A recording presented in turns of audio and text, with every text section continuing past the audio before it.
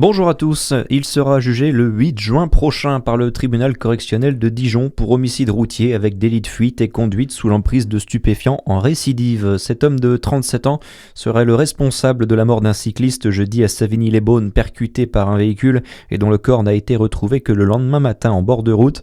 La victime avait 30 ans. Le suspect positif aux stupéfiants a été interpellé dès jeudi soir puis présenté à un juge samedi. Il a été placé en détention provisoire dans l'attente de son procès. Elle l'a annoncé dans un communiqué diffusé ce matin. La députée de la première circonscription de la Côte d'Or, Océane Godard, annonce la reprise de ses permanences délocalisées les 20 et 22 avril prochains. Ce sera à la salle du conseil municipal de Daix le 20 avril et à la mairie de Messigné-Ventoux le 22.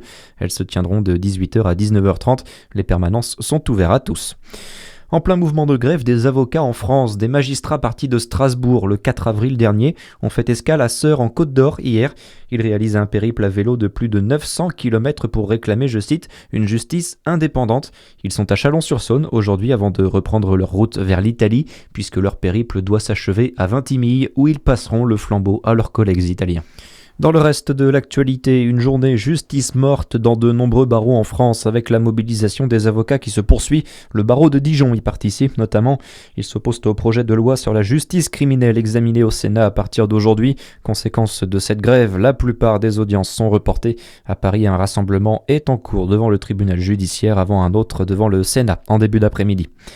La dame prend le fou. Cette phrase ne peut s'entendre que lors d'une partie d'échecs. À Lons-le-Saunier, le club L'Échiquier Lédonien ouvre avec le collège Aristide Briand une section sportive échecs comme il existe une section foot ou basket.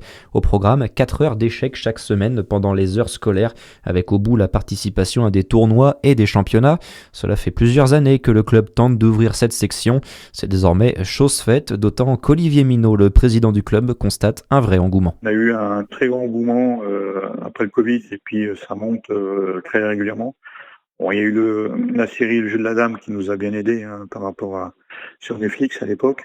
Et effectivement, on le voit un peu mal dans la société. Enfin, quand vous regardez dans les publicités, on le voit, on va dire dans les séries, même dans les films, il y a toujours un jeu d'échecs qui traîne. Et ça devient normal de le dire. Avant, c'était un peu connoté entre guillemets intello et pas très bien vu.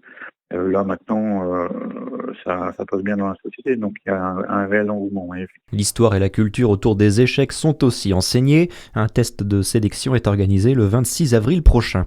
On termine avec le tennis. Yannick Sinner redevient numéro 1 mondial ce matin au classement ATP. L'Italien repasse devant Carlos Alcaraz après sa victoire hier contre l'Espagnol en finale du Master 1000 de Monte-Carlo.